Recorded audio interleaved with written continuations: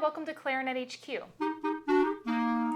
This video is covering Duet number 7 from our Crossing the Break Survival Guide. So you can download the entire workbook and the music for it on our Clarinet HQ website, and the link is below this video in the description. If you would like to skip straight to the play along, you can go to this time.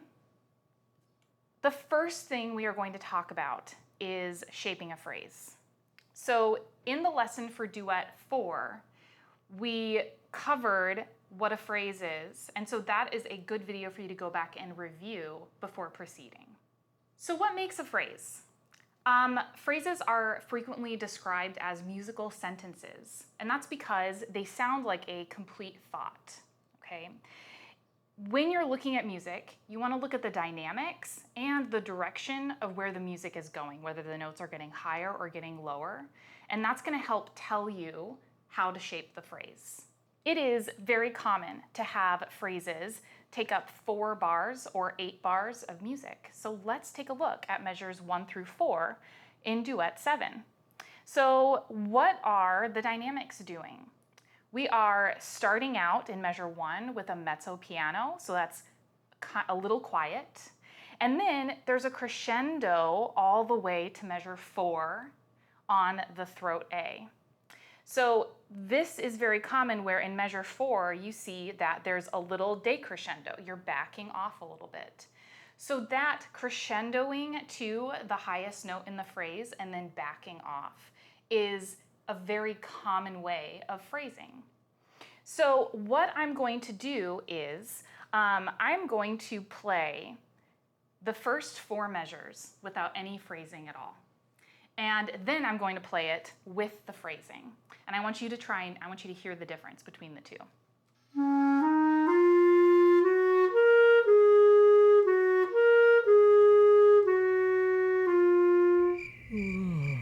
So that was without phrasing.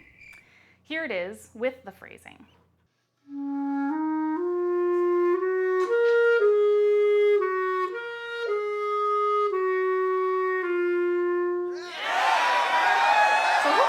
The second one was more interesting than the first one, okay? Because I'm communicating the music with you, even though my music flew on the floor. Let me get that. So it is very common, especially in this duet, but it's very common in a lot of music for the dynamics to go like this within the phrase, okay? So those are things that you want to look for when you are thinking about phrasing your music. So now I'm going to point out what happens in measures 7 and 8, okay? We have the end of one phrase and then the beginning of another phrase within 2 measures, but it's all with the same note. It's on that B flat. So that means that you are going to be decrescendoing that B flat before you push more air to crescendo into measure 9 to begin that next phrase. So I'm going to start in measure 5, and I want you to listen for the end of one phrase and the beginning of the next when I get to measure 7 and 8.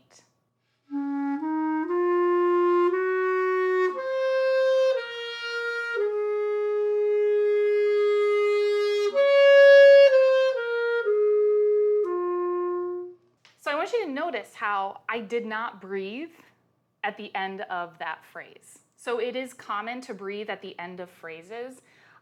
Usually there's a spot in your music to do that. But in this case, in measure 7 and 8, you don't want to breathe between those 2 phrases. So speaking of breathing, there are breath marks that are in this music and in other duets within the workbook. So breath marks look like apostrophes or commas that are up above the music, and they tell you where you're supposed to breathe. And like I was saying earlier, oftentimes they follow the phrasing every 4 or 8 bars. Now, when you breathe where there's a breath mark, you have to be careful because where there's the breath mark does not mean that we can add a rest in our music and take a full beat to breathe.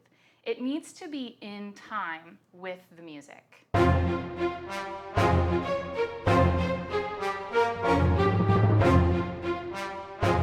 So I've got my metronome here, and it is set to 70 beats per minute, which is slower than Duet 7 is set to, okay? Because if we're practicing something new, we always want it to be slower so that we can take our time and learn it the right way. All right, so I'm gonna start my metronome. I'm going to play from measure 1 to measure 5, and I want you to listen for the breath that happens with the beat that happens at the end of measure 4.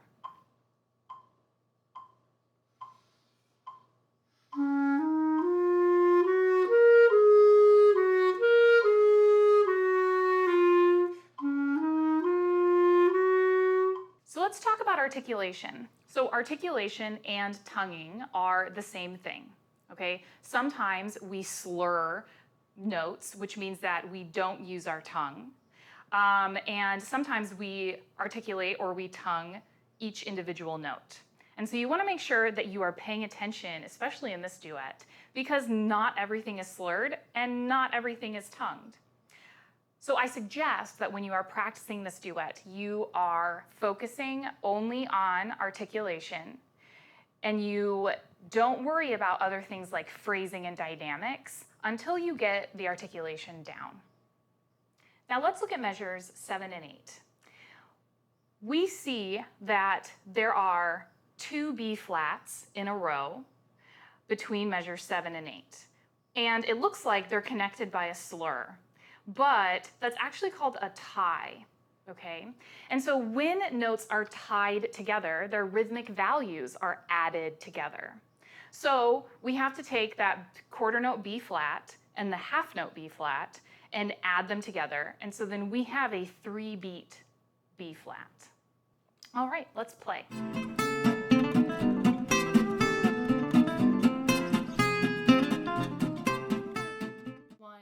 2, 1, 2.